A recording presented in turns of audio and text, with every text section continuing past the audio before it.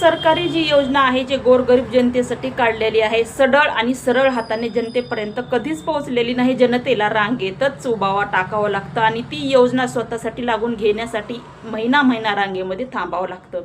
जे कामगार कार्ड आहे ते कामगार जो कार्ड मजुरासाठी आहे की मजूर जर कामगार वर्ग आहे, रुग्ण आहे, त्याला जर काही झालं तर हे या कार्डावरून यांना फ्री योजना आहे. परंतु ज्या ज्या हॉस्पिटलमध्ये फ्री योजना आहे त्या ठिकाणी हॉस्पिटलमध्ये जायचं कारणच काय की यांच्याकडे पैसा नसतो, म्हणून हे रुग्ण या हॉस्पिटलमध्ये फ्री योजनेसाठी लाभ घेण्यासाठी जातात.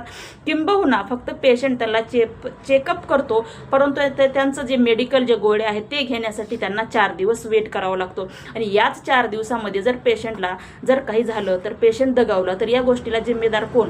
डॉक्टर जिम्मेदार राहणार आहे का? कामगार आयुक्त जिम्मेदार राहणार आहे का? या गोष्टीला मोदी जिम्मेदार राहणार आहे, कारण ही योजना तिथूनच लागू केलेली आहे. सांगायचं तात्पर्य एवढाच आहे की लातूर शहरातील व्हिजन हॉस्पिटल असेल, सह्याद्री हॉस्पिटल असेल, आयकॉन हॉस्पिटल असेल किंवा अजून इतर कुठले हॉस्पिटल असतील, जसे हे हॉस्पिटल या योजनेसाठी नेमले गेलेले आहेत, तसेच ह्या प्रत्येक हॉस्पिटलच्या बाजूला एक मेडिकल कामगार योजनेसाठी तात्काळ पाहिजे, जेणेकरून या रुग्णाला तिथल्या तिथे लगेच गोळ्या घेऊन पुढील त्याचा उपचार चालू करण्यात येईल. नक्की 4-4 दिवस गोळ्यासाठी वाट बघत बसायची, तोपर्यंत पेशंटचा जीव जायचा. मग आलेल्या गोळ्या कोण डॉक्टरनं खायच्या, आयुक्तांना खायच्या का मोदीनं खायच्या?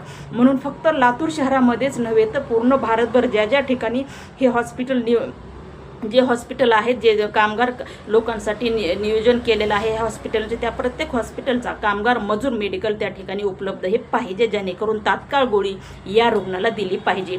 आणि जर असं नाही झालं तर लातूर शहरातील जी कामगार मजदूर युनियन जनता आहे या जनतेला रस्त्यावर उतरावे लागेल. या गोष्टीची काळजी लातूर शहरातले जे कामगार मजदूरचे आयुक्त आहेत त्या आयुक्त साहेबांनी या गोष्टीची काळजी घ्यायची आहे. ज्या ठिकाणी हॉस्पिटल त्या ठिकाणी ह्या मजूर कामगारासाठी मेडिकल सुद्धा तात्काळ उभा करण्यात यावं. जय हिंद, जय महाराष्ट्र.